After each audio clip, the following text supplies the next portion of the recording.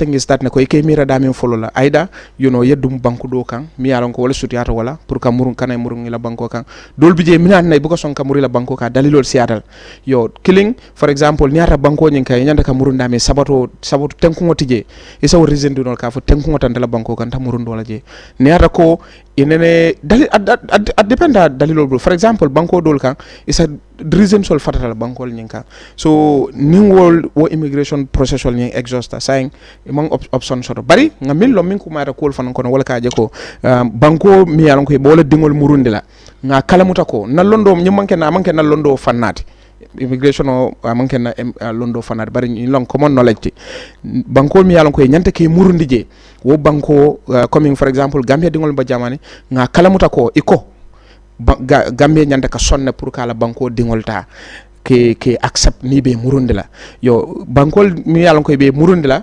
condition fula bije isa sonnola ke la banko dingol ta ke accept nam back isa balan no fana so sarti follow banko nyinin ka roke ila banko de murundola imari se sonno pour wo murundiro isa mo se sonno murun sarti fula nyango nyin wala ko isa balan nole yaje bari nyanda ka lon ko bankol mi yalon ko fanan ni yaje ibe muruna man sakunda nyin kan ka fay lafta ke la banko dingol murun nan akarta ko dunya la sarti balle bije mi yalon ko fanan wolle dunya la ko be ko marata walla sartol mi yalon ko tunkungol itala sonta nyenna la banko ko mi gambe banko da sonta nyi kadun nyin ka fo kono ko an woka fo ni dunda kono nyin sartol bije nin kutata fo deto keta comme sa exemple krenta kabirin politico mamango keta no gambe jang ECOWAS nata gambe jang nyamin anin gambe dingol fanan ka banko dol kan ka boba Gambia kata banko dol kan nyame ka demaro dila nyim fana bo comme wo condition sifal bije so fulanjango nyi isa balan nole bari ni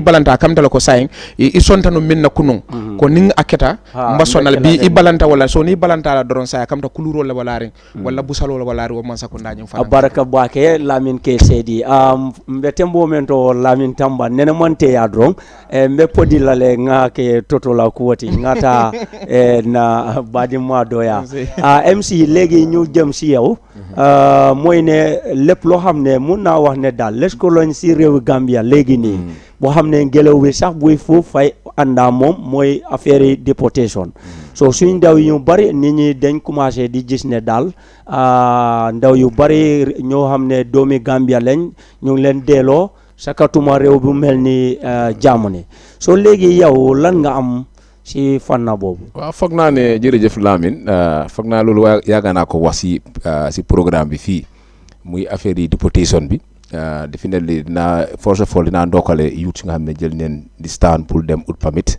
pour génn pour demonstrate peacefully because soo bàyyee xel this government they always defense duñ dee ñëw pour leeral Gambien si lu xew si réew mi. ba barki dem ba njaay bu yuut si demee ba door affaire démonstration bi coow bi ñoo ñu door isi press release from the spokesperson of the government ma gis press release boobu tam dafa nekk lu nga xam ne sax si man dama ko ñaawlu bu ko foog naa government bi dañ war a engage the people wax a Gambien si dan nga war a génne press release bu nga xam ne yaa ngi wane ñii den bëgg a ut ay tour pour politics den ci politique la gaay soxla fekk demee wut noonu bu ko réew mi den toolu fu nga xam ne déportation bi dafa nekk issue national issue la nekk fu mu nekk nii dafa romba a political parties te boo ko xam ne doomi Gambien nga ñuy wax dëgga lii dañ ci war a wax tey bagwee bi dem ba Europe dafa métti parce que ñëpp xam ne tubaab bi duñ jékki-jékki rek buub sa doom yi dañoo sànni ko sa réew noonu dafa am pipa woo nga xam ne yooyu nga war a issue pour mun koo jox gars ñu mun a ñëw for example in Ghana almost 7,000 Ghanaians dañu war a déporter to Ghana wala dem bañ a issue gars yi travel document pour gars mun a ñëw so waaye nag ñu war a toog gisuñ doom yi every fly mu ñëw ñu gis ne gars yi ngay wàcc si kon am na lu si nekk Gambian government mun nañ ñëw explain na Gambien si ne benn dafa nekk temps mu ñu jël réew mi xamul naka mbir yi demee understand nga from there ñu def disagreement si pare this government amoon nañ all the opportunity yàgg naa ko fi wax nguuri transition la nen gëm ne nguur bi nguuri transition la nen gëm ne nguuri ñetti at la ñu organise élection ku win mu ñu jox ko power bi because suñ gëmee woon loolu tey tubaab bi wane ne ñun ñu yàggun fii ne ñu may time ñu may gis ne adavide loolu dafa dimbali Gambia boo right now ñu fi nekk tey ndaw yi fi nekk bu ko maa ngi recall Halifa Sallah mus naa am xëcc wante ak Ousseynou Dabo at assembly about this deportation issue coow bi amoon na foofu bu ko mu ngi ko wane xam gëm leen tubaab bi ne lii nguuri transition la nguur bu nga xam ne du fi yàgga dafa ñëw pour essayer réforme les foundation bu nga xam ne adavide dañu dem waaye nguur bi nañ ñëw bàyyi place boobu in terms ñu reform this country right now they are all focusing on politique right now lu moo tax Gambie mi ngi dellu gannaaw fu mu nekk nii this deportation issue dafa nekk lu nga xam ne every Gambian da nga ko war a condemn whether you are in the government or you are not in the government boo dafa nekk lu nga xam ne dafa métti tey for exemple nga xool tey yow nga ñu jëlee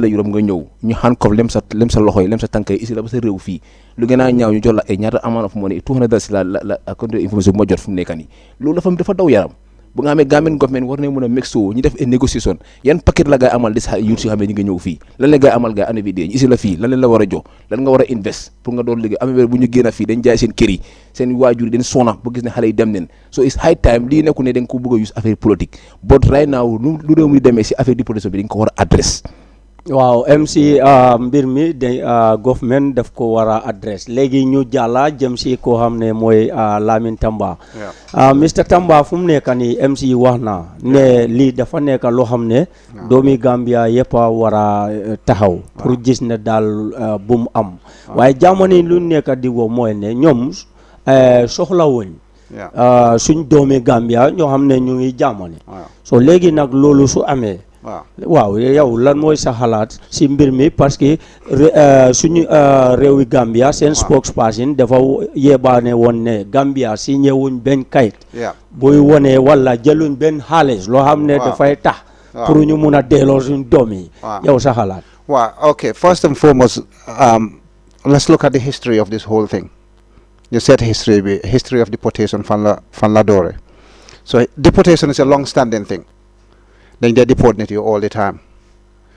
Lu gën a different time bi mooy this time is systematic deportation in large numbers. Then ko def in a pragmatic way, and if they've agreed to bring people in numbers, certain numbers every specific time. One, dañ daan deport nit yi 1 2 par benn ñaar, sometimes different times like they deport nit yi, but now they're deporting people in a systematic way, and you can tell that was something that happened. Okay. Nguur gi the current government, communication was the number one problem from day one, and this is the issue. Communication has been their number one problem, because EU ñu ngi communicate ñu ñoo wax lu nit ñi mun ko understand. American ñu ngi wax ñu lu kenn understand it, because former government under the APRC dañ bannoon seen officials from traveling to the US because of deportation issue bi dañ leen ban. Jammeh officials didn't have visas to go to the United States because American yi dañ leen laaj documents, travel documents to identify Gambians ñoo xam ne dañ leen bëggoon na deport mu ne leen ne déet mënuma koo def waaye su ma koo def tam da nga naa attach invoice to each of the deportees, because ñeneen ni yàgg nañ America since in the 80s ñu ngi America boo naa di deport ñooñu dañoo ñëw fi start out seen life fresh, and dafa make our already fragile situation a big problem.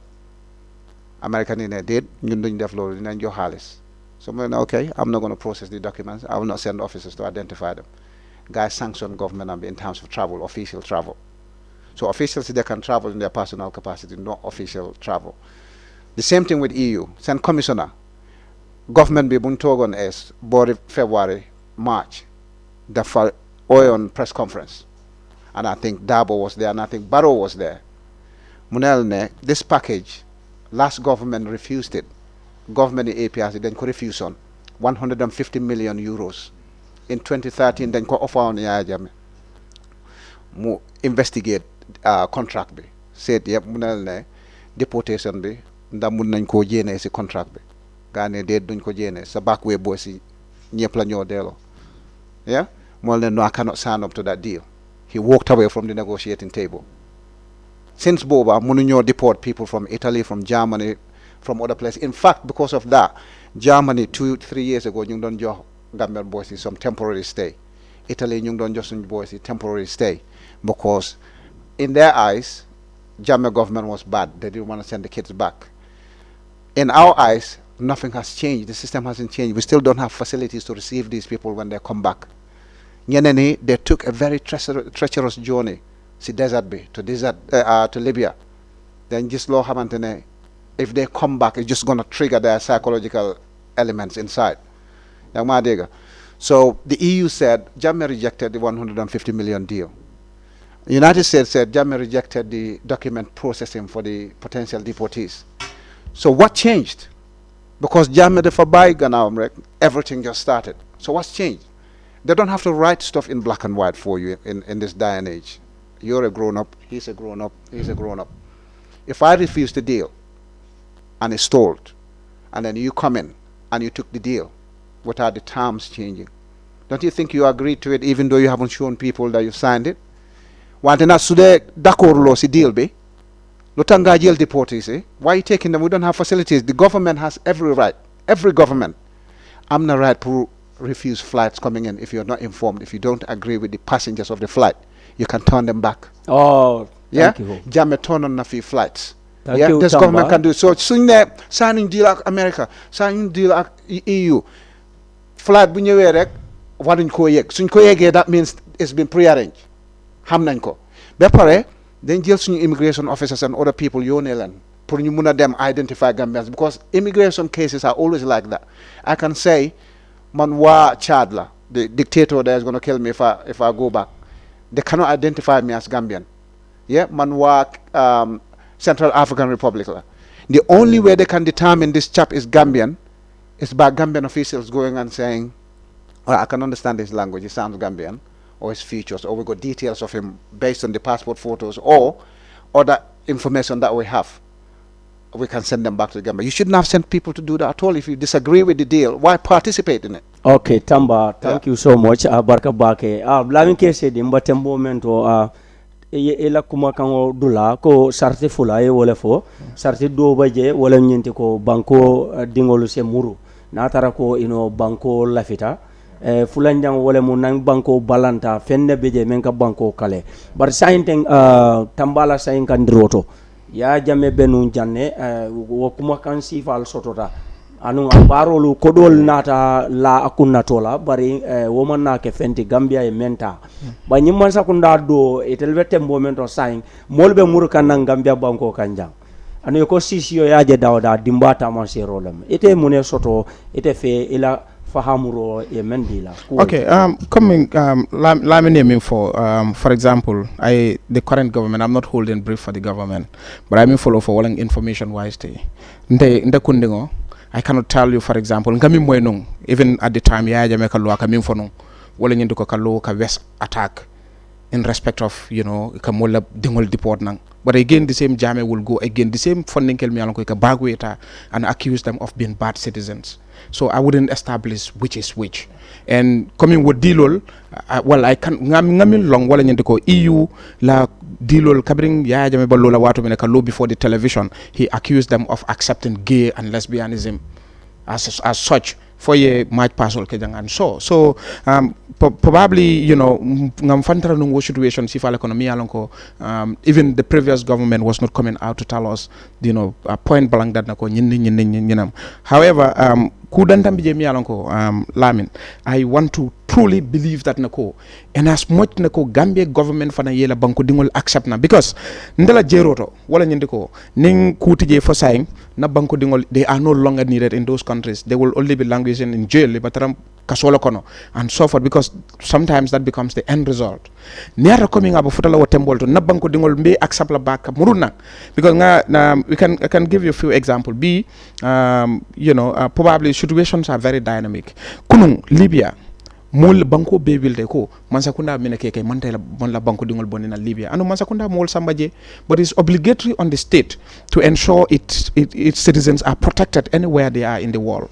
So probably, I don't know, like I said, I left fananka kanani kuya yetendi mang I've not gone through the government statement, but mbana kuya yetendi ni ato coming MCA min fojang ko Gambia man sakundala statement o min save olonko they are doing it for political gain. I think that is very disgusting, and womanya nakake ni ata wala fota, because akete nyawo nyanding nyilla moti molla mi yalonko yela fengol be sacrifice, even though man sakunda kabrika ke man sakunda man fenkala moto man sakunda man bulu soto man sakunda la karola man sakunda man bulu soto ko mi yata bari fo man sakunda e bulu soto pour yata fo yela cordal wa fila fo e muneke ning itata fo ila banko dingo tara fa dunda problem ko no it's obligatory on you as a state to ensure their protection. So nka fula nyang lafta dami bamman la no wala nyandi ko inene man tawo to lafta nganyen dula do jube Gambia dingolu men ya lon ko saintenna be wo dinkiral to murundirol be ke kan dame modol ya sain kan ko katara ila doku dulal to dolu katara karambungol to dol katara larin sutu talan saba e kana rong ye bondi wodula ye samba detention senganyin okay so Libya la karola nya jube wato moba fola Gambia eta e dingol kamma problème obi wato jebenu nyame bare sainteng nimmo lota ako ite ko kesedi man sakunda nyanta fero kela Gambia dingo kana murnang pour ening jaman banko nim banko doli kacha nyin kama Gambia han sain amal lono lo nyala me ya lonko nim mo muruta nan jang ala al halobe exactly I agree with any other person me along ko position otale ka irende ko fonna system all they are receptive to wo mol mi yalon ko ba muruna nang. In fact that's my point of emphasis anon ya kala moto non til dandan ko manung na personal Facebook line auto timeline auto nga safero ke nunje anu nga mansakunda la bundal jalay min buko Minister of Foreign Affairs min buko the Gambia Immigration Department min buko Minister of the Interior nge jalay ku dantana, and in fact I would also include the Minister of Youth and Sports ngaming mansakunda jalay bunda min wala nyindi ko la men ye package nyim fojang ning iba sonna fanang comme ko mansule la banko dingola jam fereng wal nde yamin fo umu side killinati one version of the story, but I can also link. I quite agree Libya la situation, but ne ajanga Libya la situation ta make coming kan nyen naken nyola nka iron nyen dila damare coming people can complain in different situation, but ni hakilo muruni non ko manto non America kabriye deputy kabriye mol deport nan kabonang America mol dol nata dan jang yekumol le fo in the public mi yalon ko ay mo be balafa. I remember on that fateful day when the man this old man, you know, I forgot the name now, wala ko tatang nung on the social media, he went round and blamed the government ko ataba do ko la nena mom problem soto he natal dron ya pikala do ko lato ya murundina.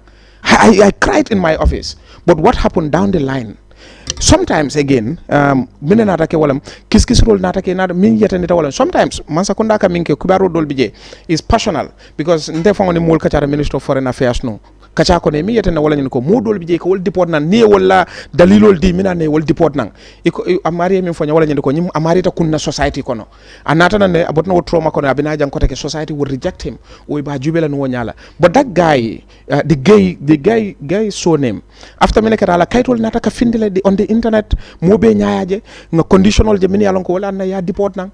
Those are conditions mi yalon ka te mo wol doldi, but again also at one point we all knew at a form da kono al initial allegation against the government was politically motivated, so you would not know which is which.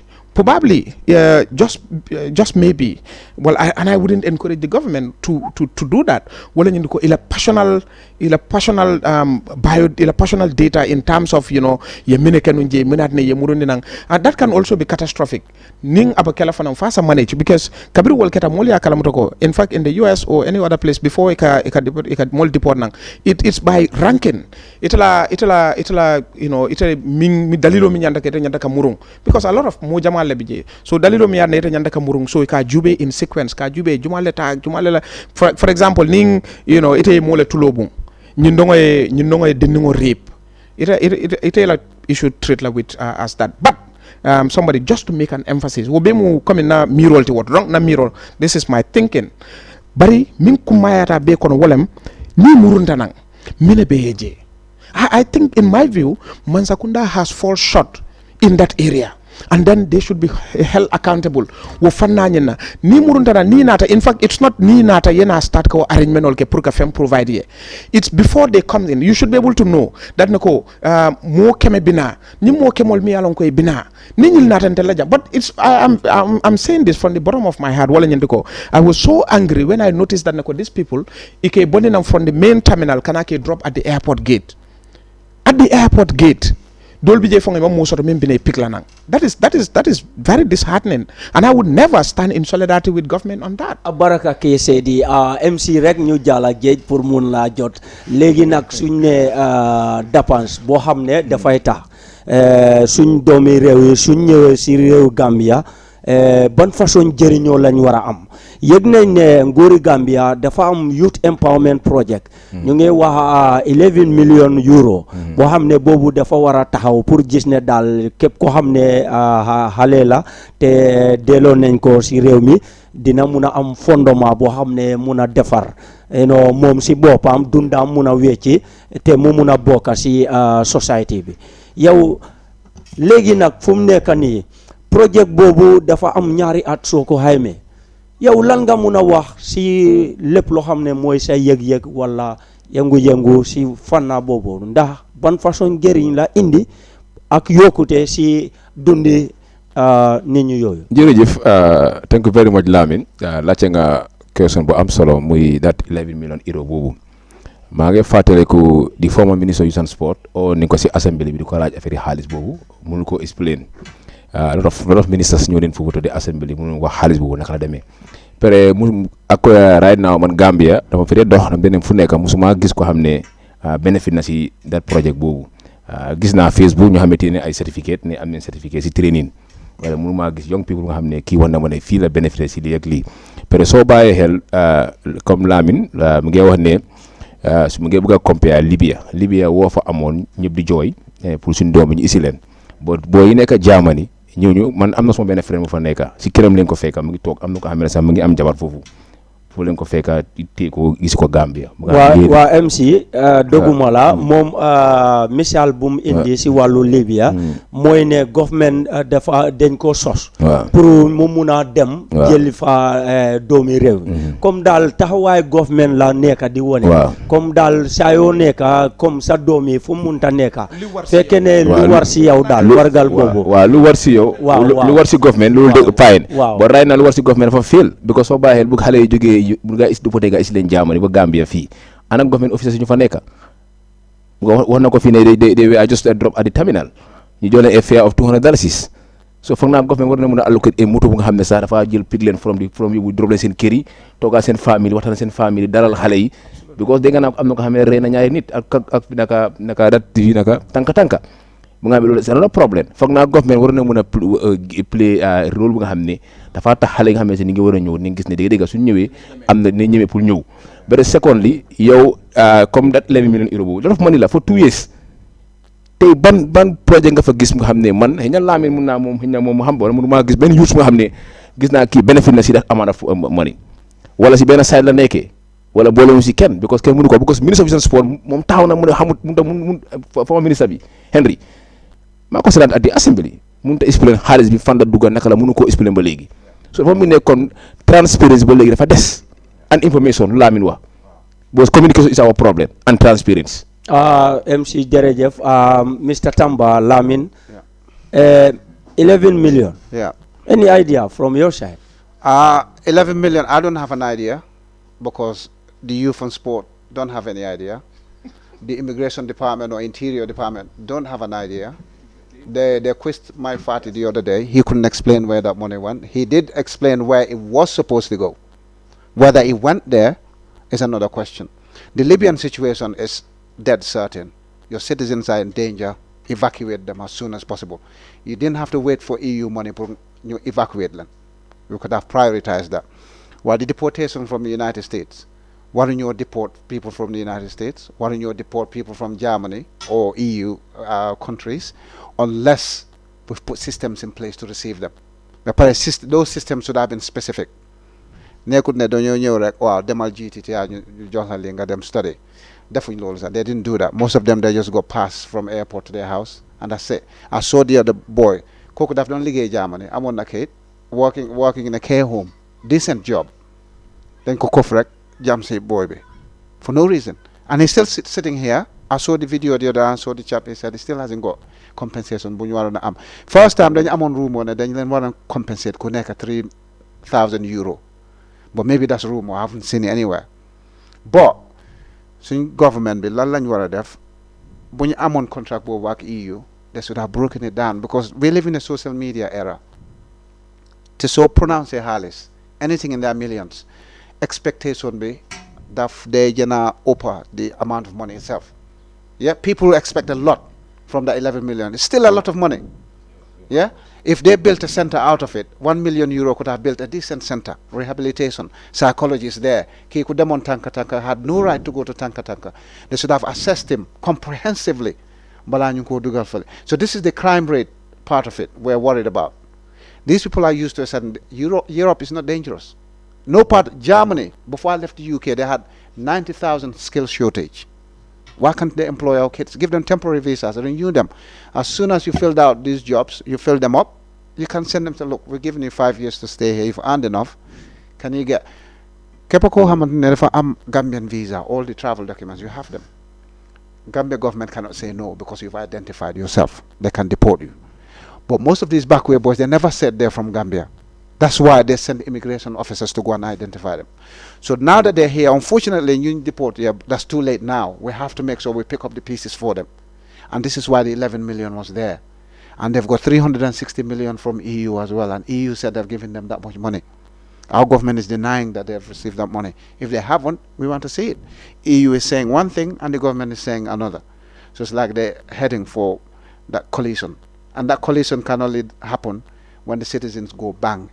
And these concerned citizens tomorrow going, hopefully there'll be a little bit of pressure on the government to get the government to open up and say, okay, hang on, we've been a bit stupid here. Diaspora is biggest revenue earner for the government. It used to be tourism, but tourism is dead now. It's pretty much diaspora. Among the biggest. Arguably one of the biggest. Yeah? If you take that 360 million from EU for 5 years, and look at the diaspora 2 years, the diaspora puts in about 1 point something billion dollars or a lot of dollars over 5 years. Will get more money from the diaspora than the money that the EU is giving us. Just like Khalifa Saleh intimated at the beginning of the coalition, look, we're a transition government. Say to the EU, look, we want to receive our citizens, but give us time. We need to settle down and go into fresh elections. Once the new government comes in, it will put facilities in place to get our citizens back. But now that the citizens are back, they're not being supported. You know, they're frustrated. They started killing each other. Tamba, thank you for that contribution. Baraka Bake. Lamin ke shedi mbate momento banko kanne mo waratale. Maninkol dunko niamo ya netetu maserota woto abe magoren digrame man tambi. Sa ni ko 11 million euro ita fona heddo manu men kala mutaje se o fono mo. Okay, ngamre you are talking about the youth empowerment project. Yep, yes. Okay, probably yalonga sometimes when puri fengola information or sort depend on the interest as well. But you know, many alonko, for example, you keenly following the terrain in the youth development area. Balonako, the youth empowerment project have done tremendously well in terms of impacting in the lives of many young people. Probably because sometimes again also, and personally that's my honest opinion, I sometimes always say that most of the money that comes in terms of support, I'm not saying the project is like that, but you notice that a lot of money goes on overhead. So sometimes a trickle down effect can be very minimal, and this is one thing me along government and non state actors all need to be cognizant of and ensure that kudu depends on kana for projects at least 90% beta to the beneficiaries. The youth empowerment project, I can tell you for free, I know a lot of young people today, they have abandoned their initial ambitions and venture into business, courtesy of the youth empowerment project with the startup incubators. A lot of young people has begun their businesses covering poultry, lambang, a lot of other trades. To be aketa funding kele mutadulati da mi alonko, they want to start up something. What I want to mi alonko, because if you go to the one Nekon in Basse, I think Nekon Basse was in 2017. Yeah, 2017.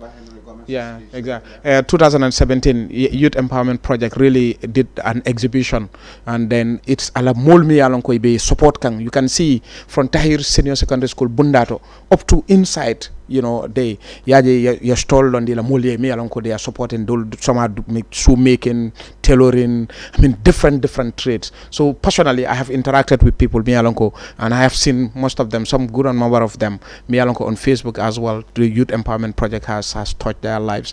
They bring narrowing down to the issue of this deportation. My point is na point momenti wala nyentiko mansakunda jalin nyimol kanana wanyanda ka tralako ital inyanta ke de ma nyaming what is already available for them. That one nimota nyo sabala wala fong because ni koy be batla fonde nanang ngana start kamira mbamine kala. You may not manage me. Manage. So what time we land into the country, it's already a mess. But again, it would have been more appropriate for now. Government already gotten a prior notice that this number of people will be arriving. What would have stopped high government delegation from being at the airport and also doing a prior? This was my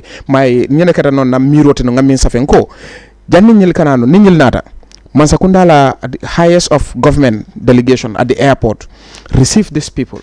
Prior to their coming, a hotel has been arranged already. Dami Alonko, they will go there for 1 month. 1 month, a period, me Alonko, they will be taking care of the state. They will go through counseling, they will go through psychosocial support, everything that they need. At that time, their families would have been visiting them at the hotel, going and coming. Before the 1 month elapsed, they would have already interacted with good number of their families. Bari, for example, you just dump them at the airport. I saw an old man, Abu Wurila, Abu Kumbola, Fake Birmingham Bangor. Yeah, that was very painful. I felt that, and that was very painful. And I think on the side of the state, I would categorize that to be absolute failure on the side of the state in receiving its citizens, acknowledging the presence of its citizens in the country. That no koi botanam banku dokang inata na muruntela banku kang. The government is supposed to make them feel at home. The reality is that any of these people, me alonko, they are deported. I'm saying this I'm speaking my mind. I can tell you that I have brothers who have taken the back way. I have a brother, of the same mom and dad whose status is not regularized, and I spend almost all my savings. When I knew he was stuck in Libya, I only knew about it when he was stuck in Libya. As a family member, I couldn't. But what I'm saying is, if these people come back, whoever they are, government is supposed to show that care. In fact, I proposed to somebody, I said, it would have been prudent. For example, immediately before they even leave that hotel, already they have, 1 month period, you will be able to generate any information from these people on what their initial desires will be. And so forth. You assess that, you put that into context and work with the Ministry of Finance to ensure, or other projects that are in existence, to ensure that immediately the desire moment, if it fits within what government can do, you support them. By the time they are leaving that hotel to their families, then it would have been better. In fact, already they would have gone through all this necessary screening. They can meet with the presidency, they can meet with the vice president and reassure them that this is their country, and then they should feel at home. But you go to the airport, in fact their families were not allowed to enter at the main airport terminal, which I can understand. Probably they were expecting some kind of damage care. But arrangement, their families need not to come to the airport to pick them. They would have gone to the the hotel and shared dinner with them. Probably all the families would have met at the hotel. They could have been consoling each other. And I quite agree with MC. This question Honorable Alifa Saleh posed at the parliament, I quite agree with that. We have social systems. The social system, they are good, but we know situations of this nature. Ila mo ye kodu bakata ngo depensa ko family be yela korda wafi yata aita to wawdu ya deport na ngay murun nang. No, there is no way that the family will be very damaging to that person. Let me give you one, for example. If it's the father has 2 wives, is the first wife's son who travels to Germany, for example. The sons and daughters of this other wife here. Probably when they were selling part of the compound, they were not happy. So how would the person be labeled? How would that person be viewed? So I think authorities has neglected all these areas. I want to commend the National Youth Council. I know I am not sure of this one, but the previous really National Youth Council Avaraka. Mbetem momento drom badi ngolo komen abe nyamen na program nyinto.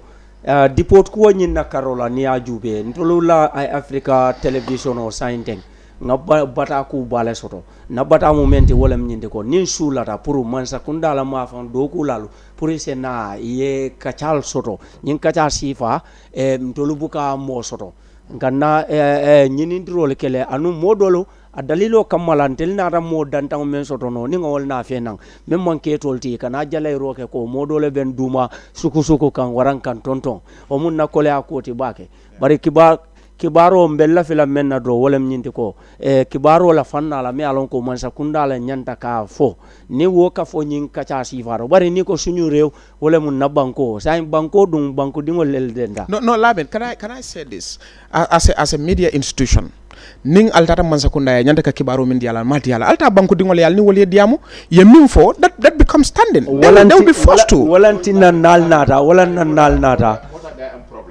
right now so gisee about the deportation issue bi even government am na benn memo bu gaay saafo mu spread to the social media di advice comme online radio yi ne waa neen avoid this deportation issues yi because right now so government demee ba the other side of the camp mu ngi ëpp doole government bi and they have the state TV they have state naka all the ñu government mu ngi ko amee and they have the minister they have the spokesperson they have media naka head of the media at State House minister of information they have all everything la gaay am so government mu ta ñëw pour leeral Gambien si ba tey laa doon gis gars yi ñi ngay war a dem xawma QTV pour mën a am foofu panel after for how many months people are ñi ngay jooy di cry loolu ba tey the entire government officer right now ni ngi QTV toog foofu pour mën a wax because so ëllëg xale yaa ngi bëgg dem demonstration so loolu ma laa wone we have a problem waa MC nga balal ma pour bala nga continuer dama bëgg a yegal suñ seetaankat yi rek képp koo xam ne da nga bëgg a def call mun nga ñu oote si 3952120 plus 220 3952120 plus 220 3952120 mbadingol momol rondel rong e lafta ka jansaro ke wara e fen soto e lafta men folan nanyin kacha kono mi alon ko wolem na bankoti e mari se commandiro ke no plus 220 3952120 plus 220 3952120 waaw léegi man fu ma waxee mooy this thing government mënoon na ko avoid gis nga this government den am opportunity bu nga xam ne mënoon nañ ko use German président bi first country bu mu nekkee président first country in Africa bu mu njëkkee ñëw mooy Gambia toog naa wi di président Barrow ak government bi gaay waxtaan from there mënoon nañ ko won ne ko lii nguri transition la right now ñu nekk si dëkk bi fii liggéey sa problème la because this project 11 million euro bu mu wax nii because last time bu président Barrow demoon si assembly mi ngi wax ne they always train almost 1000 Gambians su ma mënee fàttali ko it was 1000 Gambians la wax pare moom mu ngi promission ne almost 10,000 Gambians dina am job loolu campagne am la woon loolu campagne so su waree this 11 million bi ñu ne only 1000 Gambians ñoo bénéficie this 11 million peut 11 million euro du xaalis bu ndaw soo ko wane mu daal si dalasis lot of billions la understand nga so loolu mun naa bil factories mun naa bil lu bëri nga xam ne xale mun neen faa nekk this deportation issue mënoon nañ ko xool ba gis ne 3 years bi jeex na from there beneen government buy ñëw mu def négociation bi because da ngaa gis ne deportation dafa am ay façon am na ko xam ne mun naa dem Germany mu am fa problème mu dem court from there court bi joxe order ñu deport ko am na ko xam ne fekkee ne ko si mbedda bi mu dem fa amul kayit ñu génn deportation am na yàgg na Gambia wala this kind of this one dafa utee bii nga xam ne di nga gis ay groupe nit ñu isi gars yi isi xale yi ñu isee gars yi di takka sa loxo yi sànni la si air loolu dafa ñaaw soo foog naa lii dañ si war a wax bu baax a baax government is high time ñu génn di wax ak Gambien si parce que soo gisee tey yow soo pour nga am information si ñoom problème la soo waxee ñu ne waa media bi ñu ngi against the government lii is démocratie ku nekk am nga raay pour sa opinion so right now li xew si réew mi il faut ñu ñëpp ñu taxaw ñu gis ne dafa war a stop because tey léegi dëgg dafa métti sa waajur yi ñu def lu nekk pour gis ne yow génne nga fi soo gën ñu génne la fi liggéey amul fi ñu fi nekk amul liggéey soo léegi nga bëgg a isi another thing ñu another bàyyi mu ñëw parce que number according to press release bu Gambia Refugee Association bu gaa yi génnee number bi is too much number su war a ñëw si Gambia dafa bëri so loolu su war a ñëw fii léegi ak ñu fi nekk léegi problème mooy am si léegi ku ñu believe da ngaa dem léegi si mbedda bi ñu fekk la si mbedda te lem sa loxo yi nangu sa bagage suba dee laay léegi mooy am léegi Gambia da nga xam ne dafa jëgg am Gambia soo demee BSG ci kër maa ngi ko bind sama Facebook wall bi maa ko witness nii bu nga xam ne da ngaa ñëw gi booy ñëw téye ay paaka téye ay jaas yi break la jël sa xaalis jël sa mobile ëppul li suba nii loolu mën na ko jëg a gis Westfield toog naa gars yi di jaay soraan ñu fekk leen fa mount gars yi nangu seen soraan si seen xaalis bi yëpp suma kanam so ku ma laa wan ne am nga unemployment dafa garaaw si réew so foog naa government bi reform si lu nga xam ne moom la Gambien si lu gaa diggoon a Gambien si ñu ko defoon tey duñu am problème bi nes government bu ñëw mu doon négociation am bi def foundation am bi MC am nañ ku nekk si line bi asalaamaaleykum hello asalaamaaleykum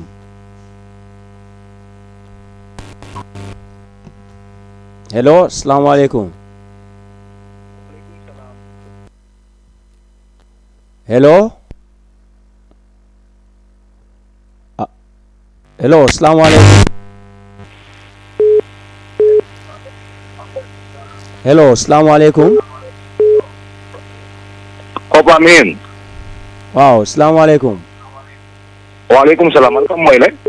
yo hekatu ito dum aniba kumandiro la minto Nto mu bakari sano dembe kumando la holan.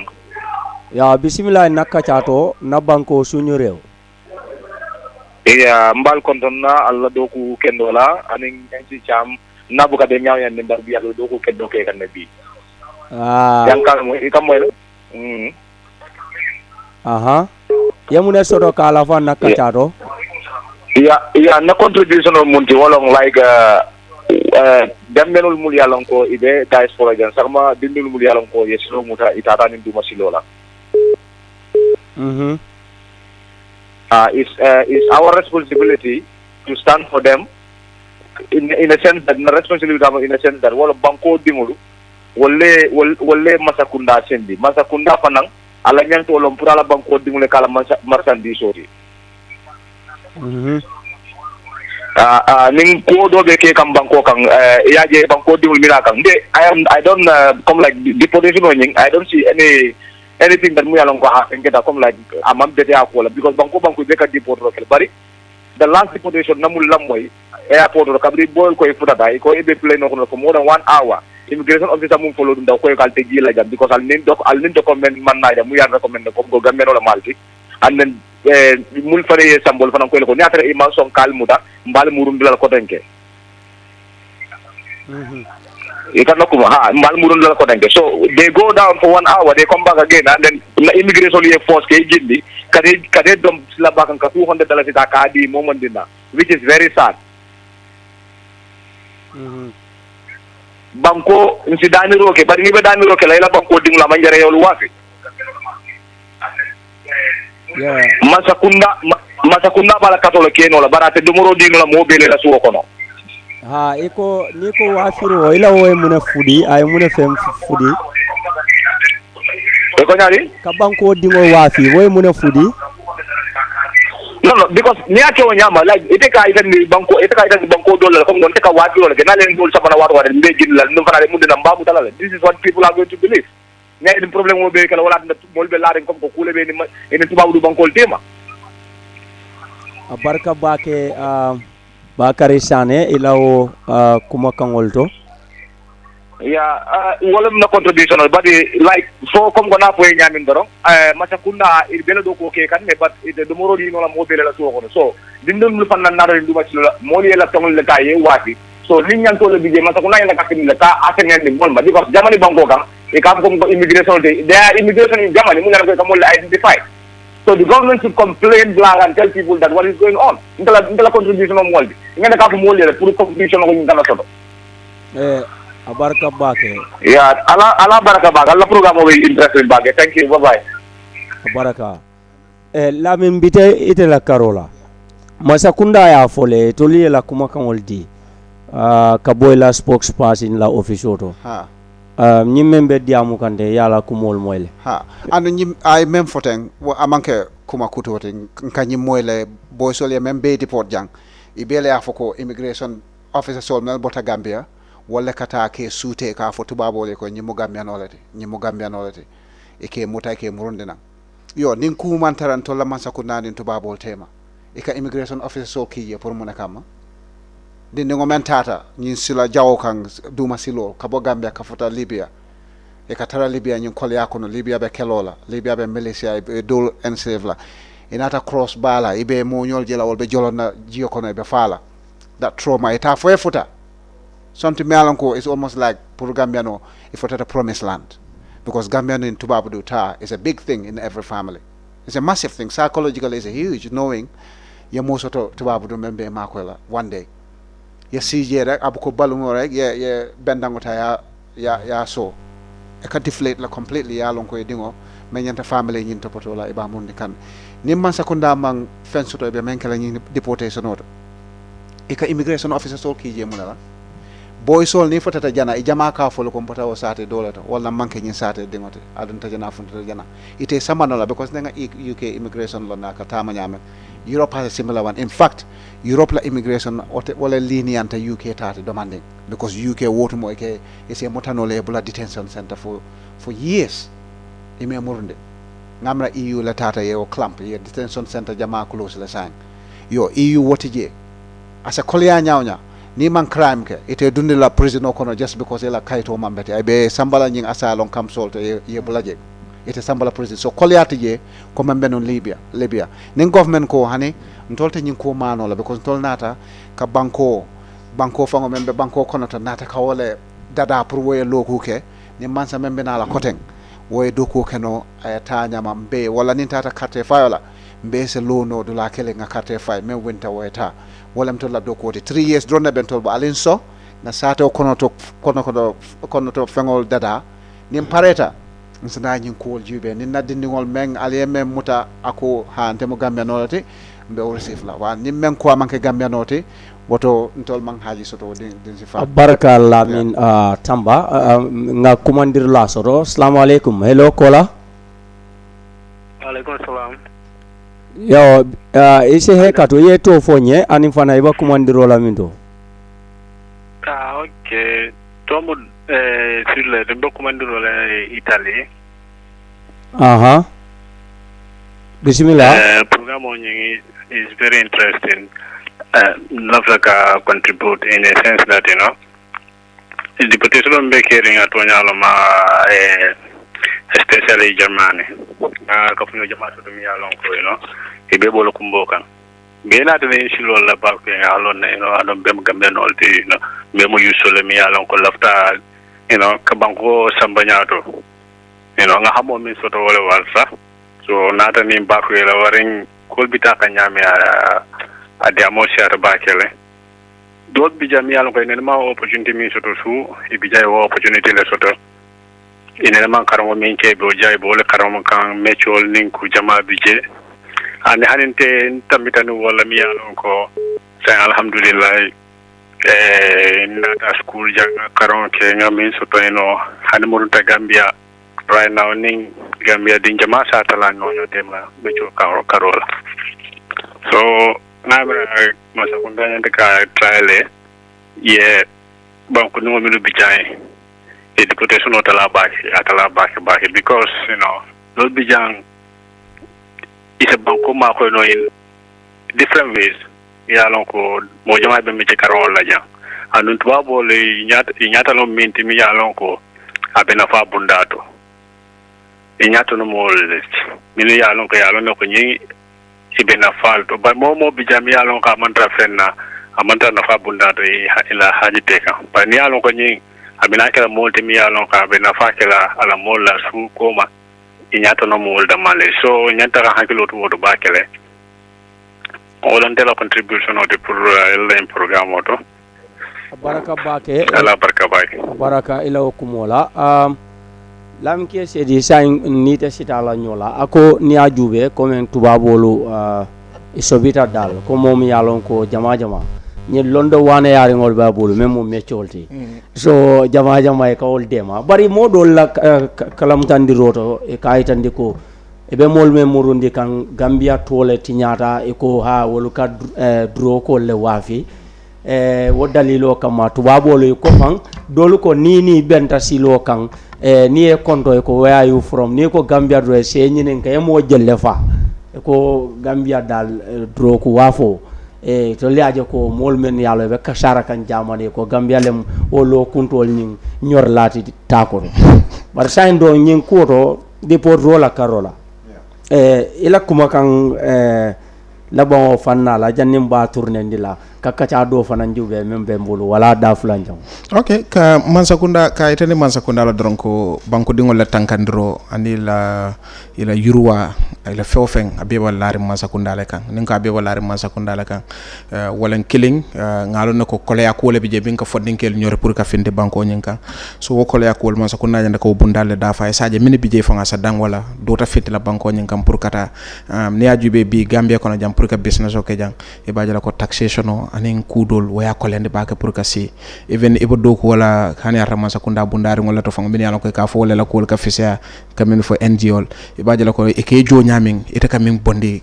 kamin jo akasia so min kana ko ya wala nyande ko ibaje la ko Gambia na family network system woni mo kilingo jama jama ka mo kilingo je kamin fo wala the breadwinner of the family mo kilingo wala katara marle mo tanna mo tanne lulu ya wala baluwa ni la ku jamal so it becomes difficult the salary became sustain no so nina reajube kotake good percentage of the dokulal will be able dokula mansakundal joni ajube abalare nyaming it's bad so mansakunda nyanda ka ferol jube sarrol landi kabrin taxation wala fanal lambang for small scale business because sometimes ika muso tarana dingo abatia wafikan just tending koma wafikan at the end of the day KMC tax frankole na lo akundo dalastang ni yo bondala tia poto nyembe kono membatula je atasiala so will be mo fenete mi yalon ko mansakunda nyanda ke jube pour kamol encourage casteno kuma lawan to wala nyenti ko mini yalon ko fanan ale do mo kino banjana mansakunda nyanda ka jelo ko sarti kendol lanin sarti sobear ngol yatar laring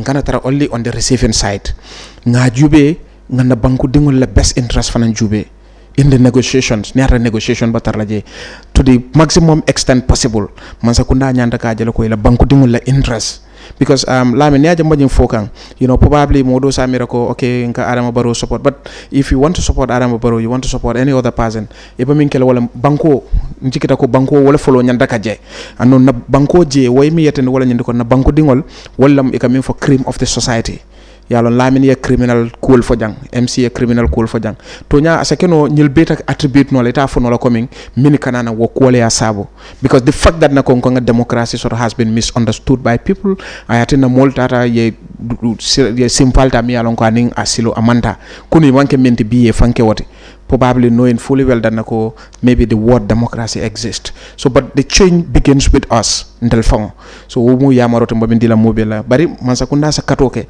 yela banku dingol treat with dignity means the president leaving the state house to come to the airport ala banku dingol e jarala hani ata moflam ani bulo sik kayite diko okay alnata la banko le kan the vice president any other government authority mi alon ko abanyel abe juso landela so bari saying mini bijang mansakunda ye dabula ko nyon kono ye koli saneyande molma molle bije mini alon ko hani bi kumo man saneyema mo be ka fole mol jama molla miro e molle fokan anu ni mol kontinel kele miro fo aba mol hakilo wis wasalale asa bodo bulano kudo la mi alon ka manyana ka woto mansakunda e findi ye senendroke ye findi ye lo ni mol fe mini alon ko wolle nata na bi ni la family kayte ni la ko ngamo soto membe layno to mansakunda la senendro nyin kola assalamu alaikum hello kola allo assalamu alaikum nake way alnim baral wulal albenyadi alhamdulillah ese to fono ani wa kumandiro la mindo datom papa mande bekko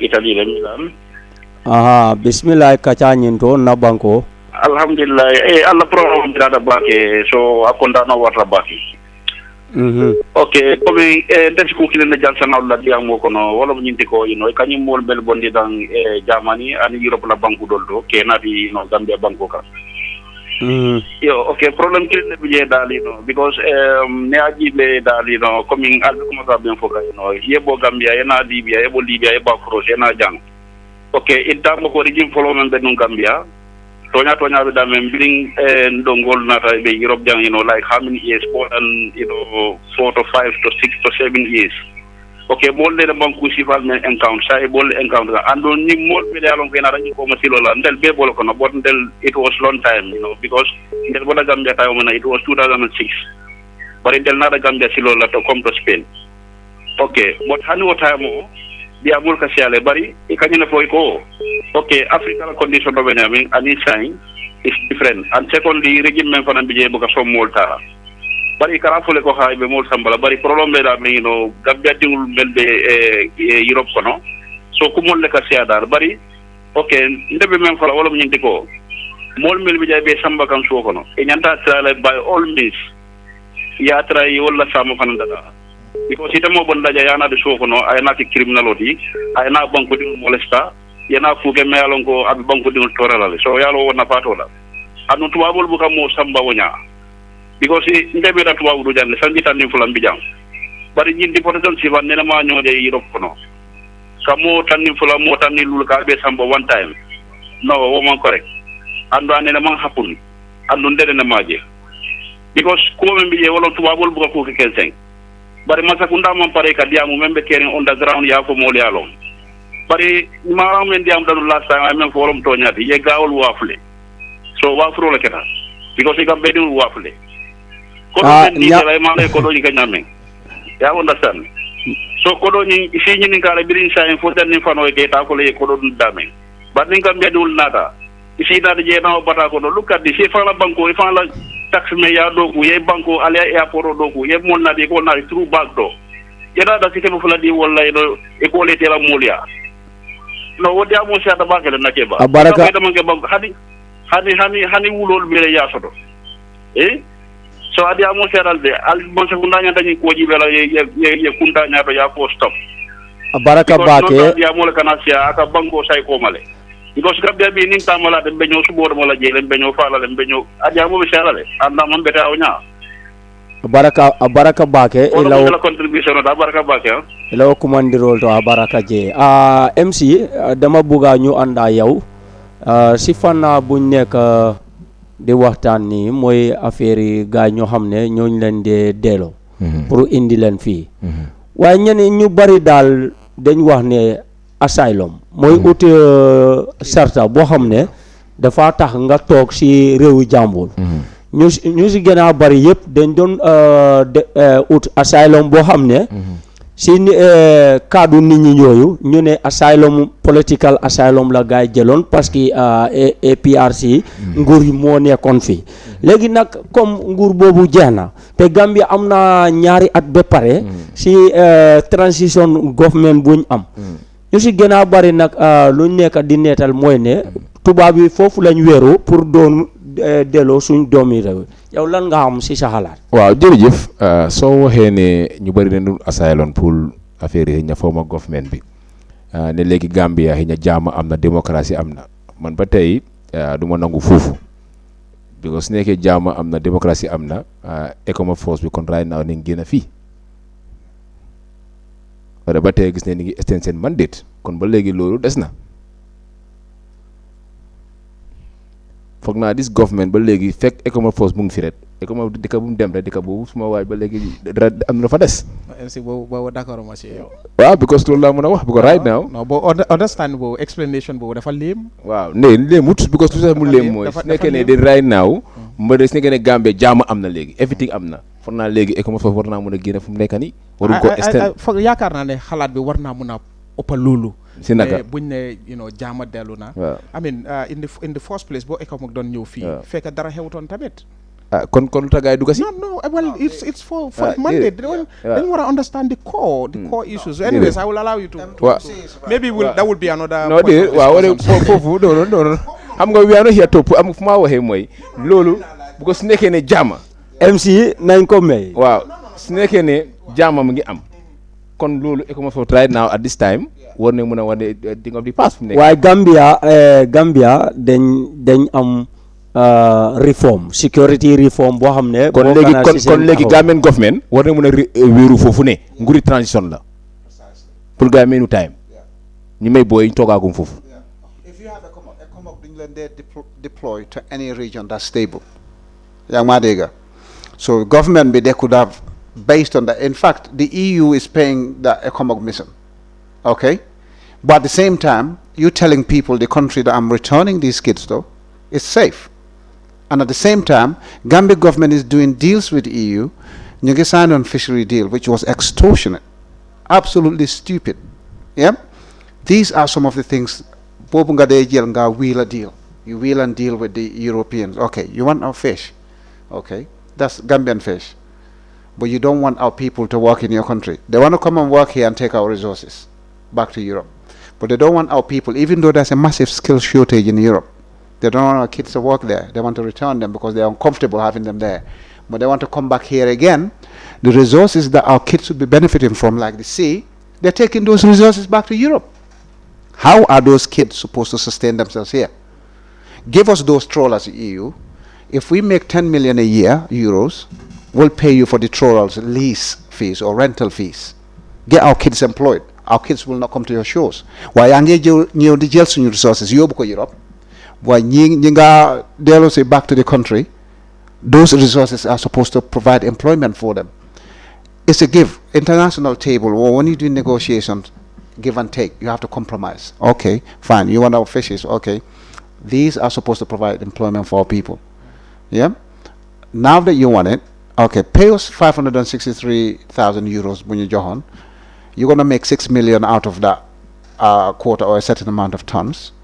Can you give us time, breathing space in this time? We put systems in place so we can receive these people. Just give them temporary stay. There's no shortage of workforce in Europe.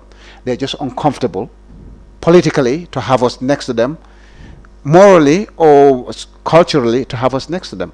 But they want to come here. The stuff that's supposed to keep us here, they take that away.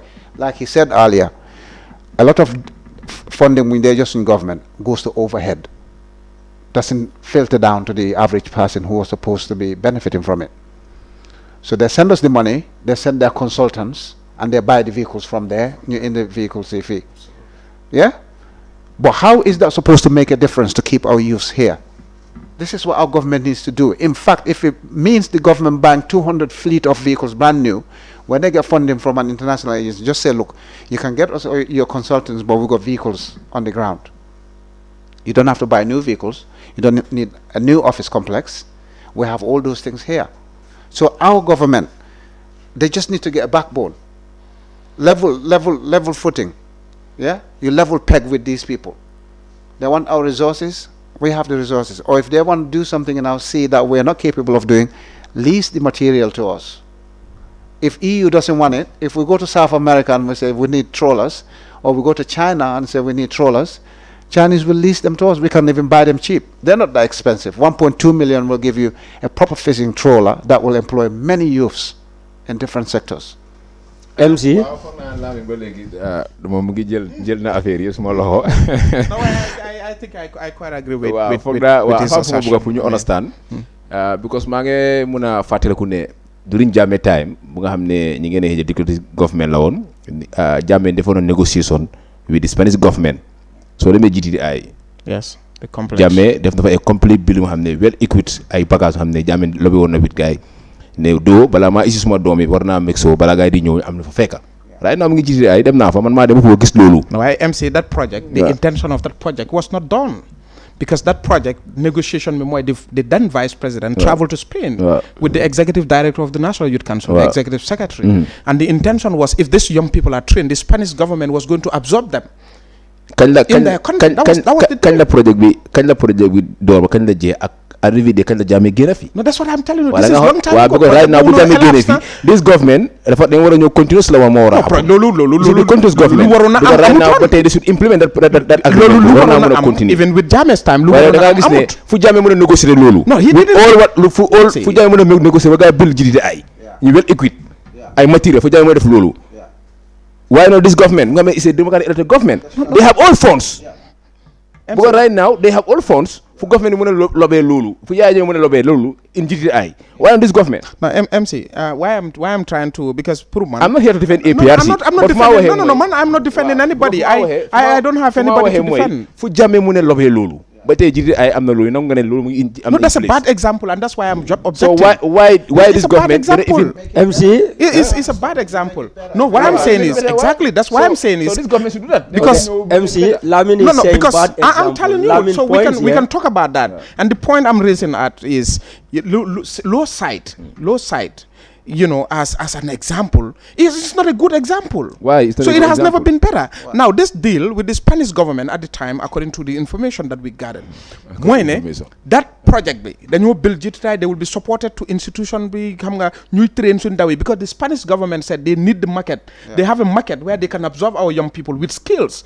They said, okay, your young people send ndaw yi mën na ñoo ñëw waaye bëgguñ ndaw yi ñi nga xam ne dañoo ñëw fii they become a liability on us. Xam nga bëgguñ unskillful youth to come to our country.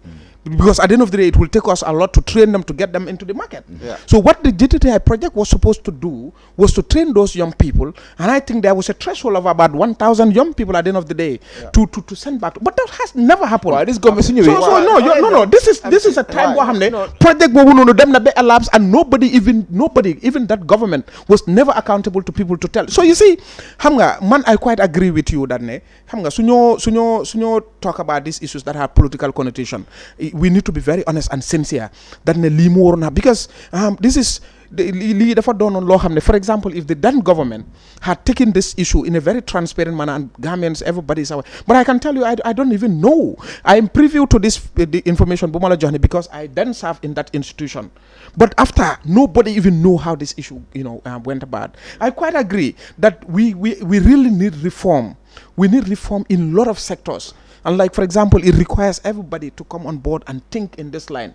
But this blame game, it would never take us anywhere. No, there is no blame. Yeah, so what did you guys do? MC. Let's What go did with Tamba. No, if you said you guys do, what do you mean by you? Okay, so when you came, the Barrow government. No, I'm not serving in Barrow's government. Okay. Let me clarify Sorry. that. Okay, all right. I'm not serving in Barrow's government. When they came. Yeah, when they came. Yeah. Okay, so and we are supposed to take ownership of the government, all of us. No, not really. No, we're supposed to take ownership of the government. No, when the government came Yeah. and found out that the GTTI was a bad example. And you're excluding yourself from the government. Yeah? No, I'm not. I'm just giving an example. No, I don't We worry. have I'm just. So putting when the it. government came and they found out this deal was bad, what did they? I wouldn't say it's bad. No, Yeah. no. Honestly speaking, I cannot. Lamin, I'm yeah, giving my Lamin, version of the Lamin, story about this in project. respect of Yeah. MC's Man, point dama waxtaan ak ko to xam- glorify that right now project. mu ngi jiite daal lecture la foofu. Wow. Xam na ko man kooku daf ma all about this project. Ne ma fu jàmme mu ne lobee that kind of thing. You see, that's Why not this government? Yeah. This 11 million euro mu xam ne dugg na si réew mi. Yeah. Mun naa projet mun naa ñëw ñu gën a expand ji that's- ay. yeah. Loolu moo tax university or things. and that's my objection. Understand nga? That's So why right if now- fu jaame mun a so- lobby waaw, lii fu mun a lobby jaame lii. mun a I mean that's Government. jaame lum lobby lan la jur. Non jur na I'm not ñi here yaa ngi to fay talk jànga. about- I mean- Ñi yaa ngi fay jànga. Yeah. Ñi yaa But ngi fay it jànga. has an intention. Waaye di yaa ngi fay jànga. That was an Doo intention. where intention bi implement wala ñi yaa ngi Prior fay to jànga. Jammeh's coming, you Waaye have right now soo demee léegi institutions. jiite ay xale yaa su ne yaa ngi fa toog fa Prior jànga. to Jammeh's coming, there was institution. Waaye right now wala right now xale yaa ngi fay jànga. ok MC jërë ngeen jëf léegi Lamin Tamba dama dinaa bugg a daal pour jaar si fànna boo xam ne mooy jàngi métier si wàllu ndaw yi si réewi Gambia ñu bari nag lu ñoo nettale mooy ne ñoom tas ne yaakaar ngir ne suñ jàngee métier ba pare ñoom duñ dee mun a am jàppale jógee si suñ Gambian ñun neen pour mun a gis ne ñoom métier buñ jàng ñu mun a jëm si kaw waaw ñu bari sax moo tax gars yi jaala géej pour dem baak wee nu métti so si wàllu jàng métier njëriñ si Gambia wàllu ndaw yi waaw suñ boy si taxawaay nguur gi daal waaw nguur gi they have to create a market. It's as simple as that. Gambia market base is not enough for the number of people yoo xamante ñu ngi jàng métier different places dañu war a create because da ngaa dem jàng métier comme let's take carpentry for instance. carpentry welderman welderman da ngaa dem weld sa bagage boo ko weldee in large scale bagage yi fan la ñuy jëm if you had about 100 welders at the same place fu mu ne nii da ngaa dem welding shops or carpentry shops da ngaa fekk gaa ngi pack bagage yu bëri bagage yi demuñ fenn wala dañ dee weld ready made stuff bagage yi duñ dee dem fenn now and again you have sales. The Gambian market, no country in this world has a market that's big enough for the people themselves. The market has to be inclusive of the market outside of their borders. There's no country that's going to survive in their local market alone. Amut. Every country in this world survives by exporting stuff. Exporting stuff from the Gambia to other countries that are expensive. So the government should have created a market, just like the groundnut, what used to happen with the groundnut. You buy it from the people. You ship it outside. We have to be making international. That's what I said before. I said our government needs to move into a goods and services delivery company or sort of entity. You buy stuff from people, you export nationally to other places. Come China, what China used to do. Everything that left the shores of China was leaving as a national thing because of communism, obviously. All right? So we need to do the same. Not communism, not socialism, but we can do it in a capitalist way. The government creates a market. You buy granules from farmers, export them or process them locally. We can do that. Guinea-Bissau is here, needs our skills. Senegal is here. But now, the funny thing is, so neighbors, we say we're the same with Senegal, but we can't export our stuff to Senegal easily. Yang Madega. Guinea-Bissau, we can't export it because Senegal's put embargo on their borders. They go like then they am impasse actually lorries doing their them fence impasse with Senegal. Lorries parked. Guinea-Conakry Mungfi.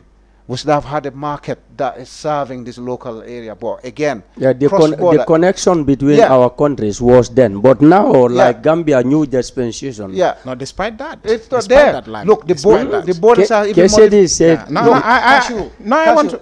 El Sedi. No, he concord. No, what I'm saying is, aside from government opening the market, I think it also has to do with policy. I'm not blaming Senegal for policy, that. exactly. It's about the policy environment. Yeah. For example, Senegal would not allow Gambia to take stuff that are produced in Senegal by Senegalese. Because they're creating that. But but look at what happened. For example, the Year Project has supported young people to shoemaking and so forth. But yet still, when it is Tobaski Korite, everybody is a business person. You travel to Senegal, buy those shoes that are very bad, and then dump them into the Gambia, sell them. Nobody goes to those Gambian. Imagine if, for example, this thing is not allowed to be imported into the country. Imagine those people, those young people trained by YEP to make shoe and so forth. They will be compelled to go and expand their business. Somebody will be compelled to go and open another business because this guy cannot supply the market. Absolutely. All right.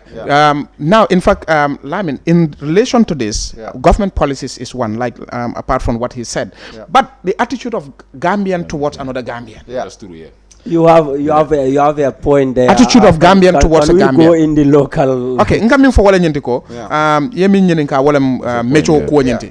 To nyalo Gambian ol nasita mecho la fanala. We have to also admit that.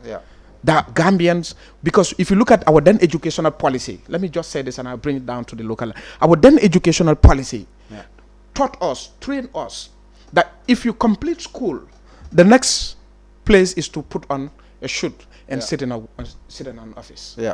We were not technically oriented. Na karambungol nung yan karandi mina wala nite karambungo bang grade 12 dorong yanda ka see office wala kono. Nite fandu ni mecho kono. In fact, your family will stand against you. Ite man kutu tay. Wala tene ba kapenta yale man kutu tay wala tene ba nyinke. It's now that we started, reorienting ourselves. So it was a system. Miyalonko was bad. It taught us, that once we finish school is white collar job. And we orientation or be about falling but up to date. Even our parents believe that nako ndenge karamungo joye. Fondenga karamungo joye pour kata mechol. You are supposed to sit in the office and mechitu kamin soto. Ite to quarter fang soto nola in a week. So amurung koteke lamine mi fo jang wala nyende ko kamarse ko yele kamarse ko create outside.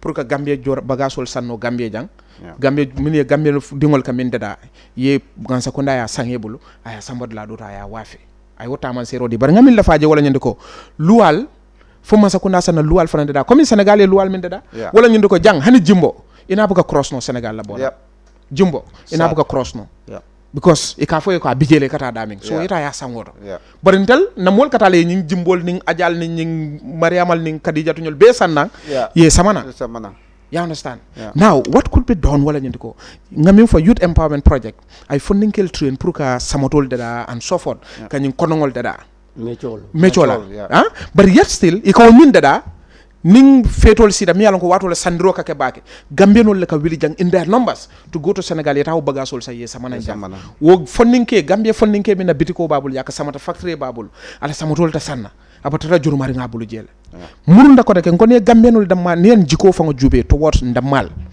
problem fula bije nana tam fangol damma jiko to killing ndabana I'm not being biased in terms of because mbugala fi nga ndeka ngamira ko banko dunia banko dunga I believe in African citizenship but we have to also be jealous towards what we have in empowering but be Gambian tailoring workshop of fele you have another national Karaldula as an example nobody comes to you the only time they will come to you nila dinngol la school karamundo fanko kurto farata wala yela kabakara wala yela denko kara detata ya samane ya tala I have seen up to be Gambianol kele fengol yekul liye soto fengol se ka fengol park they travel to Senegal kata kele fengol karaje yena nan jang la sedi mela kuma kuntu ke sedi modo fonga ya fonye kacha kono akonye ni ye project ko akonye ko anafa be warala num bake na tara gambian kolu ka e fongola kankuran ta ka bonni o man sali ngayo itandina ko ni ajube akonye ko momi yalon ka maso ya karang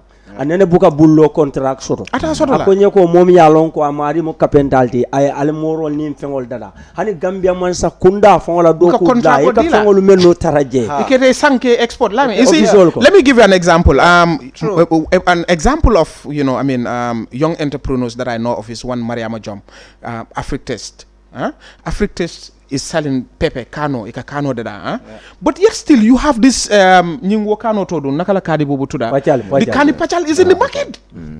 Imagine if there is no kani pachal in the market. Mariama's business, supermarkets and everything, he can supply all those supermarkets. And this is a very nice locally made pepper. Miyalonko, it can be look at kano jube kano ming sabanajan this kani pachal. The kani pachal will be in this, sometimes modul kasorela bunkono for 3, 4, 5, 6 months, 7 months, 8 months. You want to tell me what a tinyanola? For long period. So if for example, that kani pachal, Mariama's business is empowered. You understand? Now, let me give you another market. Me alonko today, if Gambia government policies or Senegal has banned importation of, chicken legs. Yeah, there we go. Yeah. Chicken legs. Trust me that if Ghana is not importing chicken legs in this country, every other person will want to be an entrepreneur. Who is going to support the hotels? Who is going to supply the hotels? Yeah. Who is going to supply them? Who is going to supply them? Boy, I agree with him 100%. Economic policy. Government, simple as that. Feeling ban on importation of linyong Irish potato. And it was lifted just like that in 2017. Why? Why are you lifting it when it's locally produced? What are you call lift? Economic policy is simple. You go produce at commercial scale fee. One you call import from anywhere. The only way people can complain about not buying stuff come in the agenda I Togo from Gambian carpenters you go Yobusi school see is because we still don't communicate properly with the local people. Government and local people, then you have a big bridge, a big wall in between. Communication to them down to the average person. Xam nga lan lañ wara def suñ jëndé suñ carpentry suñ togu ak suñ table pour school ci wala government offices you get a warranty of it for 5 years. Bu damé you send it back to the carpenter nga ne ko sa togu bi defar loko bu jak mo ngi ne repair it and send it back. Da nga gis ne standard will go up. In fact the feedback will be there. Last time buma supplying government 10 tables tankam be more for hoj hejna luñ ko screwé baaxutoon. So we change the way we operate. That's how you get efficient. Europe no la one. Loads of the stuff in Europe never used to last. In fact, now they're going back to not lasting because a lot of stuff on machinery then could they for 10 years and it start degenerating. Yeah, because they want those things to say, for the market to run. Yeah, so the same economic policy. Buy it from Gambian welder man, buy it from Gambian carpenter. Wa danko nan yung larger contract be danga signé danga agree ne 5 years yang ñoo jox warranty. So tanki togo be so fohoje aw su dame dañ ko indi wat nga repair ko wala nga jox ñu togo bu es. Simple as that. You have to make things cut clear. We have to buy from our own people. When you go therefore, such economy will be dependent on things imported. Like carne and a lot of things that people consume in this country. How do you know those things are clean? They're the same things that they described on the can or the tin. But when you produce it locally, you sure? You sure it's coming from somebody's garden because you just in gardens in just loads of food products mel. So in battery cages or poultry farms, we know what they're doing. They're not pumping pig blood or pig fat in them to make them look fat and shiny. The drumsticks. Don't tell me that's what happened. You know, I'm gonna just abandon it. Thank you so much. No, actually, they're injecting fruits and stuff in Europe. No. I quite agree. I've seen an example. MC léegi fu mu nekk nii dañ bugga loo xam ne moo nekk pexe. way forward. waaw parce que dégg nañ lu bari. foog naa lu gaay wax yëpp d'accord naa ñoom ne is high time man maa ngi fàttaliku nun waaye lu demee ni ki xaalis bi 11 million euro su fekkee ne boobu Gambian si jël nañ ko te dafa nekk xaalis boo xam ne soo gisee ma ko waxantoo dafa nekk xaalis pour ndaw yi naka laa leen soppele pour ñoom seen dund bi mun a yokku xam nga mun a nekk si dund boo xam ne xam nga Lamine xam nga dat xaalis boobu dafa am comme ni ko Lamine Tamba waxee ministre youth and sport moom taxaw na ne xamul xaalis fu mu jógee xamul nu mu duggee xamul xaalis bi so ministre yi government baa ngee daw dat xaalis boobu I think that su nekkoon ne it's high time all stakeholders yi bu xaalis bi ñëwee ñu involve everybody on board ñu toog buñ xool ne xëy kii is parti bi la bokk wala fii la bokk ñëpp ñëw on board because we have a youth council dafa nekkal pour entire youth si la fa nekkal because we have interparty youth committees under the youth council yooyu yëpp mënoon leen toog ñu discourse ñu waxtaan affaire xaalis bi naka ko mën a defee so at bi dee kon tey man sama laajee tey mun naa wane xaalis bi fii lañ ko defee man right now as man maa ngi si dëkk bi mënu ma xam fu xaalis bi dugga mënu ma xam si nag daka lañ ko defee ne because tey laa saa maa wane am na si jox ay ñi jàng si ay métier ñii di si jaay ay ma gis na am na wax na ma loolu so loolu ba tey loolu dafa des because mënoon nañ koo def comme lu kii waxee ñi ibi ay market bu nga xam ne at bi dee suñ paree foofu ni ibi marché bu rëy dafa ko gars yi suñ fa demee ñu dem di jaay seen produit yi foofu ñu meg ñu forcé gamme ñu dem fa dafa jëna because tam laa min si lu wax dëgg la tam da ngaa gis ne tam comme ñun for exemple time bu ñu suñ kër ñu amoon mbaari tiga ba da ngaa gis léegi pour nga liggéey jaar amul su ma liggéey jaar kenn du ko jëna because léegi ñu dem Dubaï jëna ay seen defe na plaqué yooyu ñu soo ko moo gën right now yi nga gis léegi yow suba du la faale da ngaa gis léegi gamme buy jaay sa ak forna bi for exemple bëgguma use that word da ngaa gis ne ñoom tam si kuréel ñu gën a préfère pour jëna ko dan di indi Gambia nekku di help suñ moromi Gambia bu ko lu ko waral mooy bëgg loolu laa min raw la understand nga and loolu il faut ñu jéem a change suñu attitude it has to change waaw dafa war a change il faut ñu dooleel suñu nit yi jàppale ba pare MC naka la ñoo mën a naka la suñ kapentay naka la bagage suñ kapentay mën a jar when every Gambian is waiting for December when the second hand containers will léegi sa Dubai léegi sa nga gis ne ñoom Dubai ñu sip ko si container and then sip these things la mean so da nga gis ne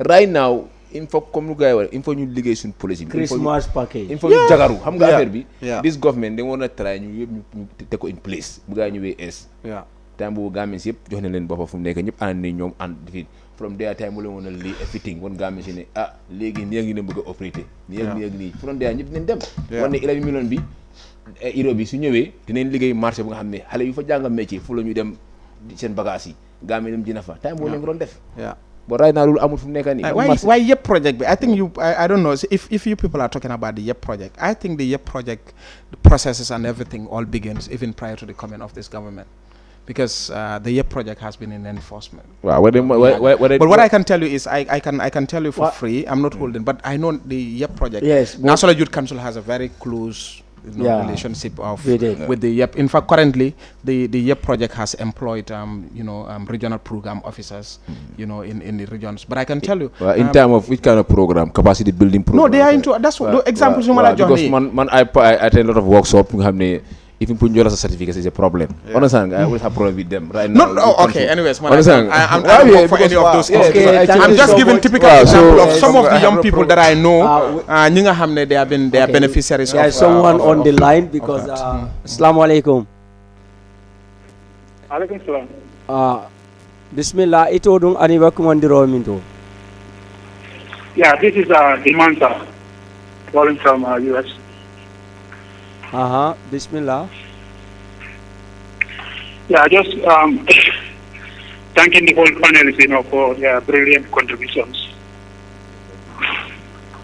And just to shed light on what Mr. Tamba and I don't know the guy's name, but they said he's Mr. Sedi, Yes, Lamin K. Sedi. Yeah, Lamin is brilliant. He's talking. He's making sense, a lot of sense here.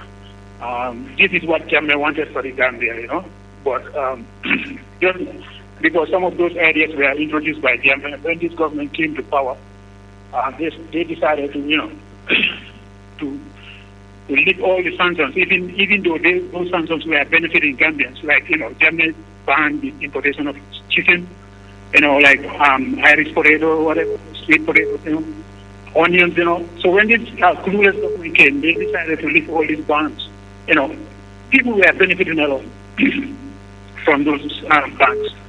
Sometimes you don't look at what will benefit your neighbors. Let's say the country you share borders with is interest of the the countries. This is what Jammeh was looking at. So when these people came, like this year, somebody called me and told me, this year they had a lot of problems during the Ramadan, like there was like a boom of cucumber, so our local producers were not making a lot of money out of that. So the government need to consider the people. Let them not look at, the bilateral ties. Sometimes it's good to look at those things, but, tell the Senegalese that, hey, we have this in the Gambia, so no need to bring it. What we don't have, can you please help us bring it? Like sugarcane, we don't have it in the Gambia. If they can bring it, that's what, they should have looked at. Yeah. But they decided to please the Senegalese, by lifting all kind of bans, so it, the ordinary farmer, my dad, your dad, were feeling the pain. The groundnuts, weren't purchased because, we have even the Senegalese, coming to the Gambia to sell their ground produce. Yeah. Thank you so much. So sometimes, Baraka Bake, thank you so much for that contribution. MC, fu mu nekk nii su fekkee ne xool nañ Sénégal mu nekk exemple si ñun parce que suñ dëkkandoor lañ sukur mooy sax pour nga mun koo jaale frontière suñ la tiyee dafa am luñ si dee teg so loolu yëpp dafa bokk si lan waaw loolu yëpp comme soo jëlee sukur nga jaala Sénégal day si problème diggante Sénégal ak Gambia foog naa loolu yëpp dañ ko war a waxtaan seet ne foog naa ECOWAS agreement si loolu nekk ko fa freedom of movement dafa war a am si diggante bi with goods so loolu yëpp dafa baax ñu négocier ko comme lu Lamin wax dëgg la is high time suñ product yi nga xam ne ñu ngi koo liggéey fii ñu dooleel ñëw ñu support leen suñ ko defee rek every day things dina work dina help suñu économie bi waaw wala right now loolu si amut xam nga buñ xool ne lii xam nga baanoon nañ ko fii so ñu dañ ko war a génne xam nga government bi den ñëw rek génne everything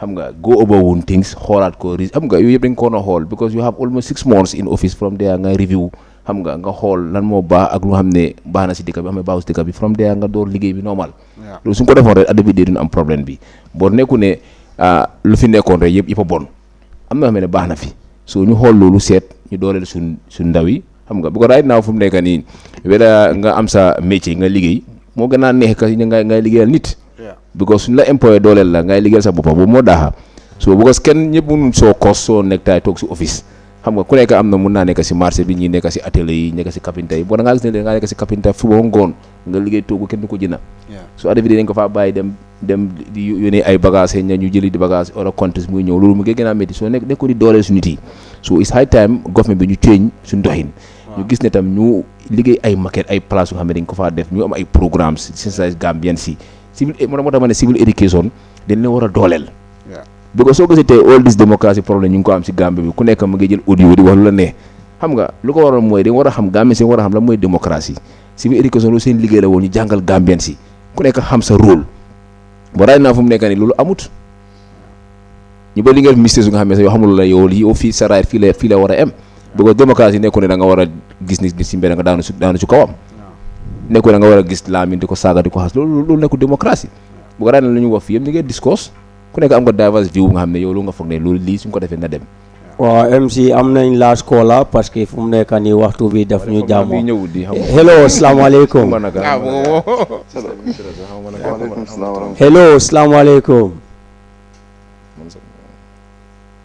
hello asalaamaaleykum hello waaleykum salaam wa rahmatullah yaa ngi maa dégg waaw maa ngi laa dégg nga baalal ñu sa tur ak foo ñu woole actually maa ngi tudd Mohamed dinaa lépp santa bi maa ngi wootee from Germany because maa ngi realize ne during the program am kenn from Germany amul access to contribute and I think it's very important ñun ñu fi nekk from Germany ñu am a little to say about the program. I think most of important part of the discussions, it's centered on ñun ñu fi nekk.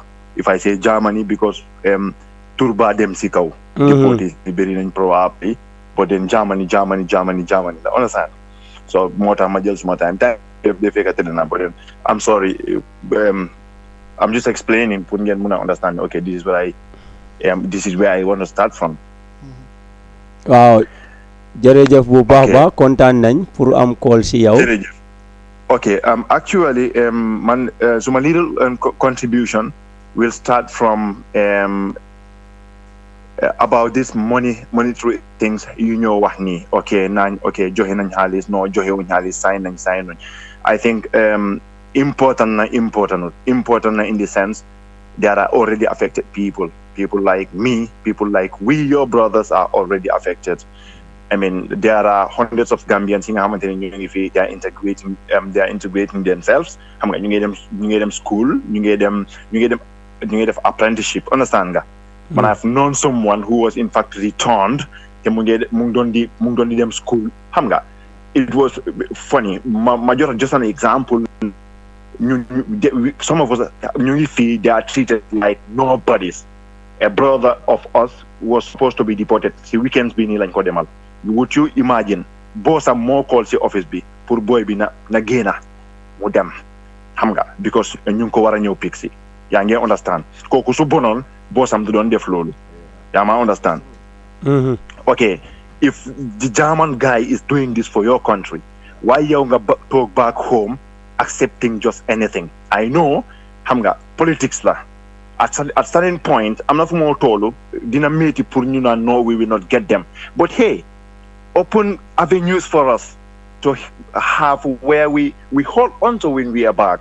Some of us, man mi wax ak yow suma waxon suma turu wax suma la waxon suma santa out of 100 Gambians ñuy déglu sa programme bi perhaps 90 bi yëpp xam nañ ma man maa ngi doon di xam nga man I was working understand nga ak suma yeneen morom ñu ngi doon di liggéey ñu ngi am place yooyu ak yooyu understand nga waaye ñu ngi gisoon ne there is a better way to help our government. You fight that government before to see a change back home. Understand? Man, personally, I don't have anything against this deportation. Lima against Moi. What are you ready to do for those youths coming back home? What are you doing for them? Man, I was a security officer, and I will tell you, believe in me, Gambia mungi am security threat. If these things continues like this, there are certain because I'm not luma fi gispi, I'm not luma fi dunga. Yeah, I understand. I'm not luma gis even balama XCP. Gis na be certain people send delu back home is a security threat. You won't understand this until time be mujot. So I think it's important. Understand that? Put these people back to the society instead nga receive them just receive like someone who received some suitcase. Hamga nga koy push just anyhow you want. Man, if you are not respected outside, you are not respected in your home country. Where are you going to be respected? Where? Yeah, thank you so much. I wish I could just talk enough, but mangla wonne understand that some people here are suffering. When you come back home, Gambia, you suffer to put something on, to put food on the table. They're in back home. They are nothing. They've got no start. I mean, what do you expect from them, from those people? Yeah, thank you so much, Mohamed. Jërëjëf bu baax kontaan nañ si sa call bi ak kaddu yoo xam ne yooyu nga sànni si jaww ji fu mu nekk nii MC parce que wax nañ ne waxtu bi daanaka daf ñu signalé waaye dinaa bugg a daal kaddu Mohamed security threat mooy kaaraange réew mi daanaka façon bii mun na jur loo xam ne xel yi sax xalaatuñ ko.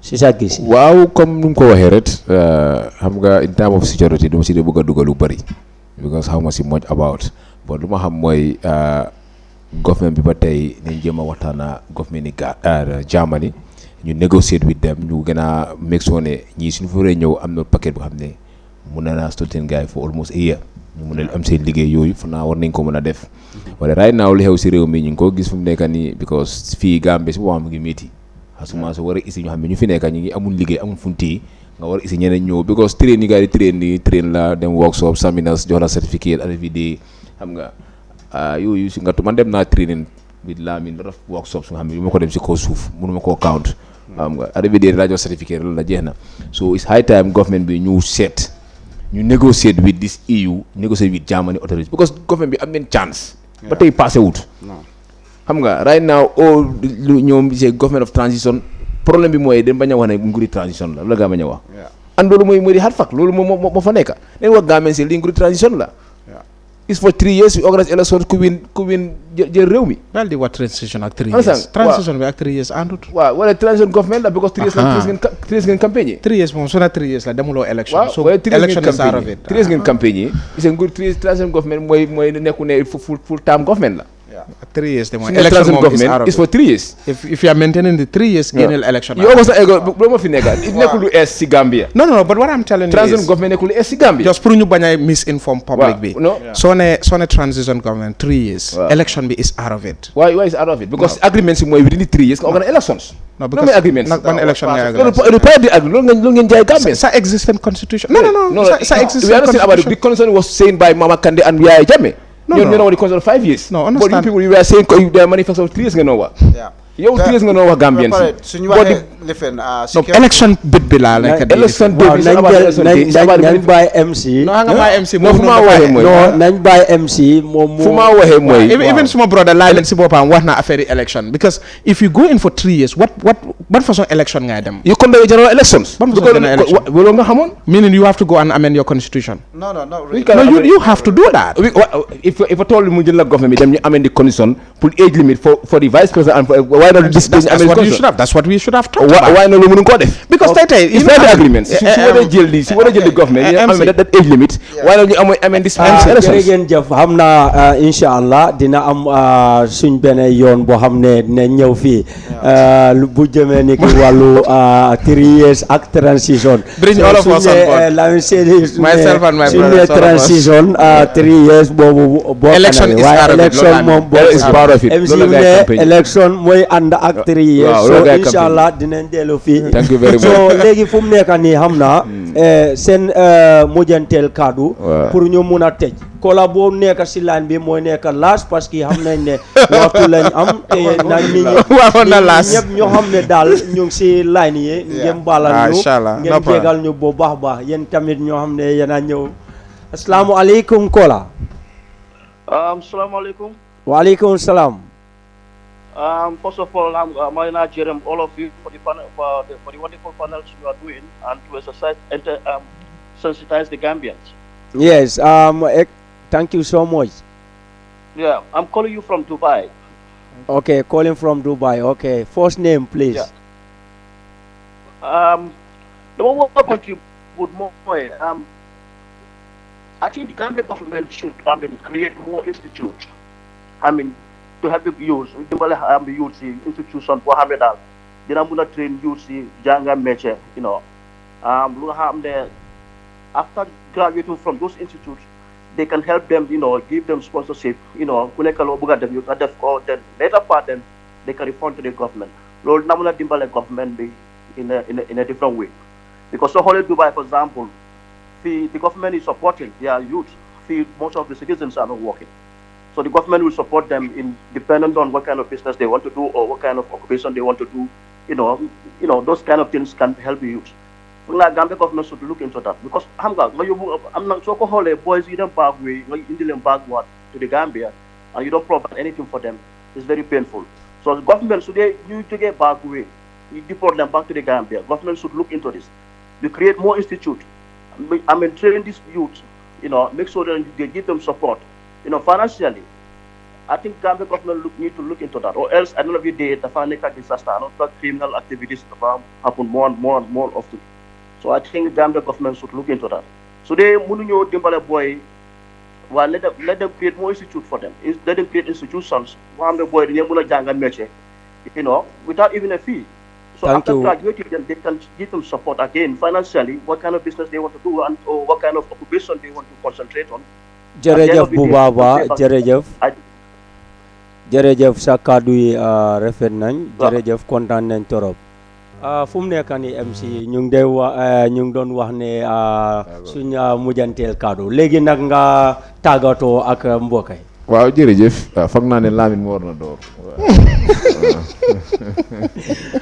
kon Lamine moom mu ne waaw moom moo ibi MC ne yow yaa ibi so waaw ok moom mu tëj waaw di jaajëfal Eyeafrica TV and the proprietor has been holding me on my neck anytime we might invited mo ko dey make, but it's as a result of schedule bi la rek ak sometimes, but you know it's indeed a pleasure being here te di leen encourage yëpp loo leen liggéey boo leen nekk di def ba tey rek di ñaax suñ nguur bi ne doomi réew mi lañ ba pare dañ am pour taxaw leen, you know any deal or agreement bu ñoo munti def dañ war a jiital interest yi suñ doom yi lañ war a jiital ndik bu demee ba métti ñooñu noonu dañoo dellu si waat ñoo toog ak ñun ñi nga xam ne ñoo ñu dig deal yooyu noonu wala dig alal yooyu noonu xëy na mun nañ ko bañ a def sax waxuma ne loolu am, waaye bu fekkee ne sax dafa am taxawaay boobu lañ war a jël.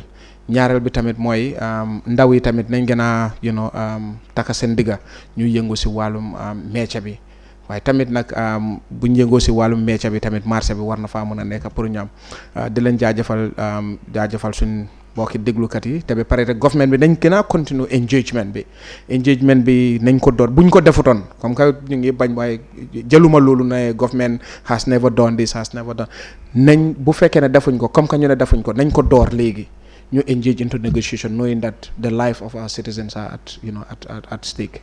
Jërëjëf bu baax baax Lamin Tamba mbete momento. Yeah, abaraka bake Lamin Dabo, abaraka bake Lamin Seydi MC Cham, anen mo be membe Eyeafrica TV jube kan.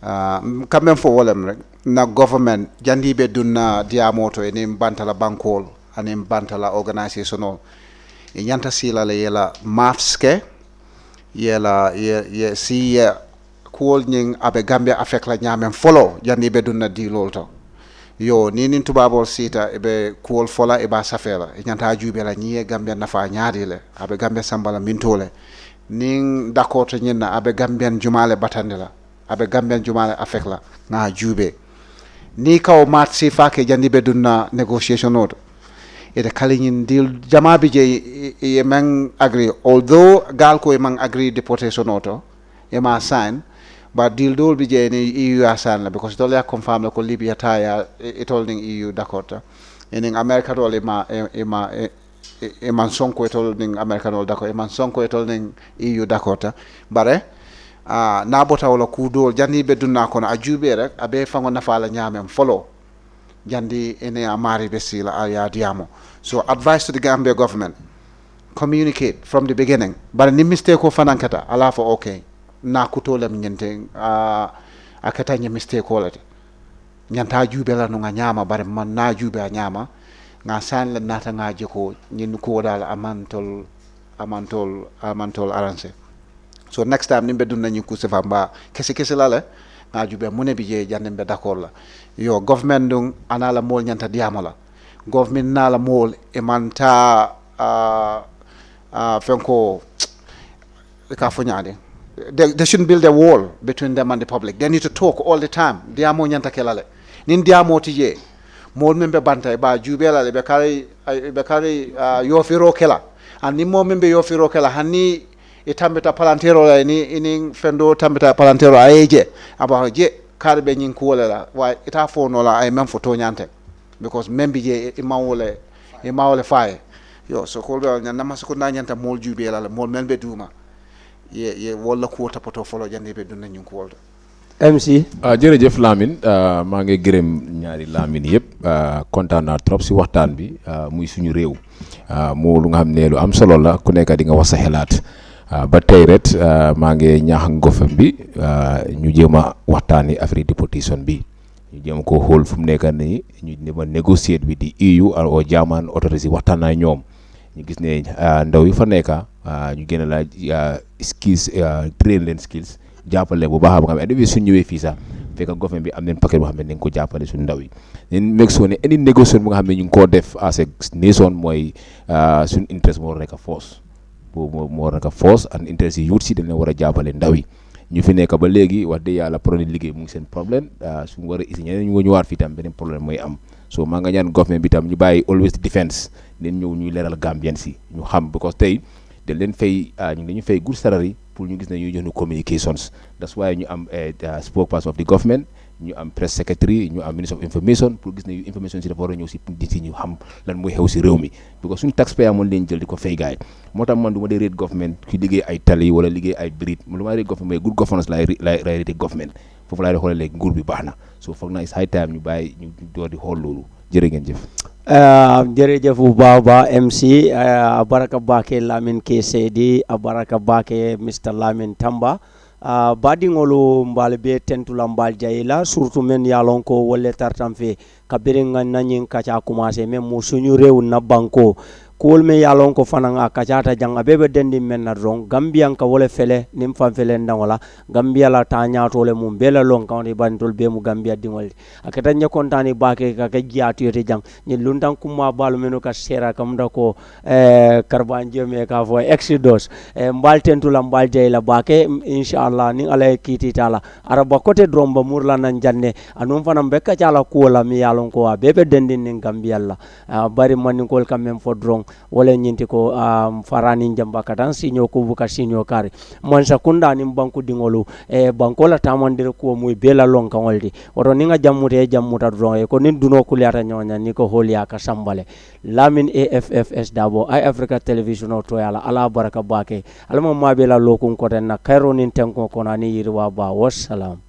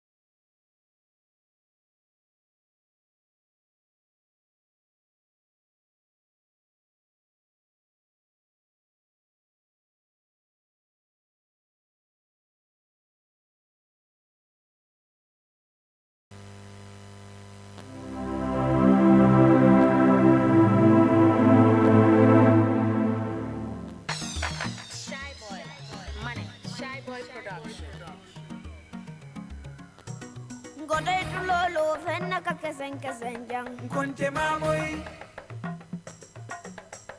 Godai tulolo fenna ka kesen jang Konte mamoy Godai tulolo fenna ka kesen jang Sama bala dija wale ka kesen jang Godai tulolo fenna ka kesen jang Jono lu mental wale ka kesen jang Godai tulolo fenna ka kesen jang Sama bala dija wale ka kesen jang Godai tulolo fenna ka kesen jang Jono lu mental wale ka kesen jang Ngamoyle Saim fana ngamoyle Ngamoyle Child fana ngamoyle Fenna kumada Tilbo ma fan tilbi ma fan ngamele Ngoto kana jituna Wainante kawatal Ngoto Dakari diada ninge tuje se kalafil